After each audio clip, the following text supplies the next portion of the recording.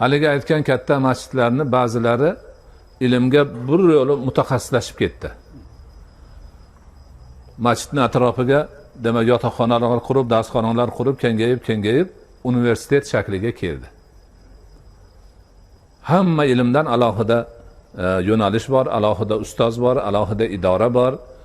Bir yo'nalishda hisobni o'rganadi, birida falak ilmini, birida kimyoni, birida fizikani, birida yana nimani o'qib, haligi jami masjidlar jamiyalarga, universitetlarga aylandi. Ana o'sha universitetlarning eng mashhuri hozirgi Qohiradagi Jamiul Azhar. Azhar o'zi masjid.